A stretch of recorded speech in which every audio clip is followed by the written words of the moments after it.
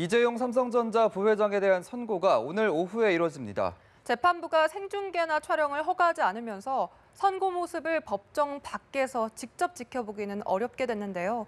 어떤 식으로 진행될지 김민혜 기자가 전합니다. 이재용 부회장은 오후 2시 반 선고 공판에 맞춰 서울구치소에서 호송차를 타고 법원에 도착하게 됩니다. 종전과 마찬가지로 이 부회장은 사복 차림으로 출석할 예정입니다. 이 부회장과 함께 불구속 기소된 최지성 전 부회장, 장충기 전 사장 등 전직 임원 4명도 공판 시작 전 나란히 법정에 나올 예정입니다. 선고는 박근혜 전 대통령이 재판을 받고 있는 서울중앙지법 417호 대법정에서 진행됩니다. 150석 규모로 추첨을 통해 방청석을 얻은 시민 30명도 자리합니다. 양재식 특검보를 비롯한 특검팀과 이 부회장 등 5명의 피고인이 각각 검사석과 피고인석에 착석하면 선고는 본격적으로 시작됩니다. 재판부는 먼저 특검 측 공소 사실에 대해 쟁점이나 혐의별로 나누어 유무죄를 설명할 걸로 보입니다. 가장 핵심인 뇌물 공여에 대한 판단을 먼저 내릴 가능성도 있습니다. 공소 사실을 유죄로 인정할 경우엔 이 부회장을 비롯한 5명의 피고인들이 얼마나 관여했는지 책임 범위도 밝히게 됩니다. 재판부는 이후 피고인들에 대한 유불리 정상을 따져 양형 이유를 설명한 뒤 마지막으로 주문을 낭독하며 판결을 선고합니다. 선고 공판 때 통상 피고인은 자리에서 일어나 재판부 판단을 듣지만 선고가 길어질 경우 재판부가 앉아도 된다고 언급할 수도 있습니다. 피고인이 7명이었던 블랙리스트 사건 선고가 약 1시간 가까이 걸린 것을 감안하면 이 부회장 선고 역시 비슷하게 진행될 거란 관측이 나옵니다. 연합뉴스TV 김민혜입니다. 재판부가 판결을 내릴 이재용 부회장의 혐의는 모두 5가지입니다. 박근혜 전 대통령과 최순실 씨에게 뇌물을 건넨 혐의를 중심으로 서로 엮여있는 혐의와 쟁점을 구하림 기자가 짚어봤습니다. 오늘 선고의 핵심은 이재용 부회장이 박근혜 전 대통령과 최순실 씨에게 433억 원의 뇌물을 줬거나 주기로 약속했는지 여부입니다. 대가성과 직무 관련성에 대한 재판부의 판단이 유무죄를 가를 전망입니다.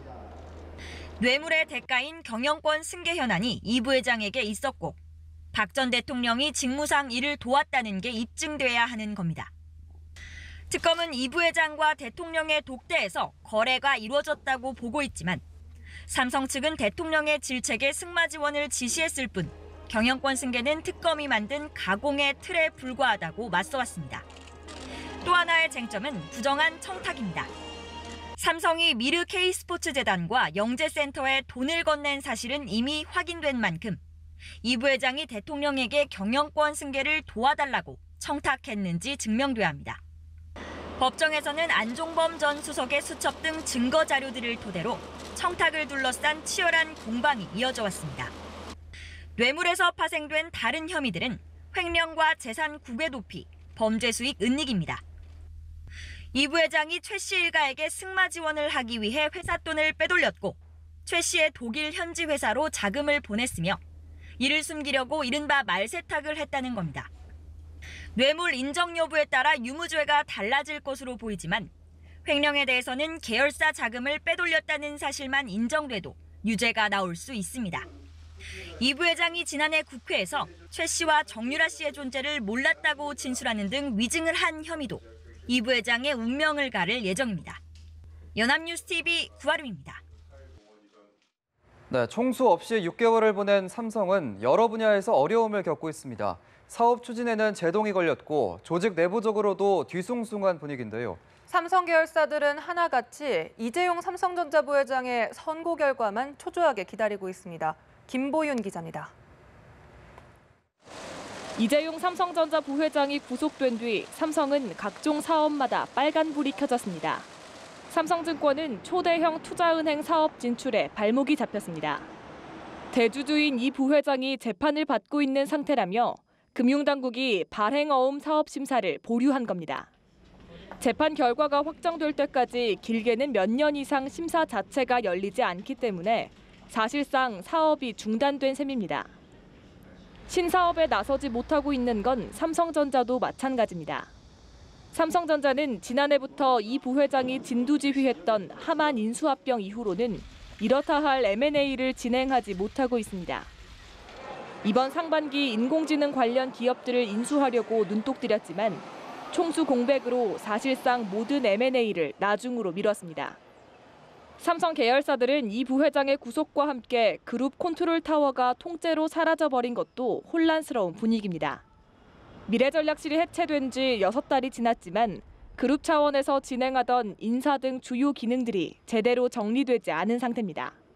이 부회장이 실형을 선고받을 경우 총수의 공백이 길어져 회사가 입는 타격은 더 커질 수밖에 없습니다.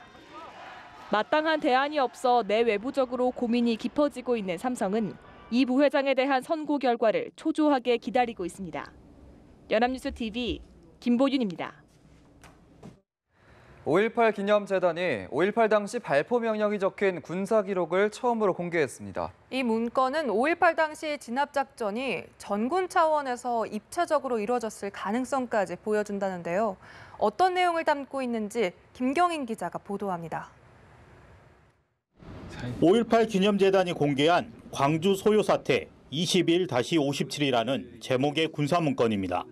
23시 15분 정교사 및 전남대 주둔 병력에게 실탄 장전 및 유사시 발포 명령 하달이라는 문구가 적혀 있습니다.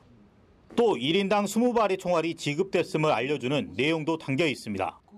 이 문건은 1980년 5월 21일 오전 0시 20분께 당시 광주 화정동에 주둔했던 505 보안부대가 작성했습니다.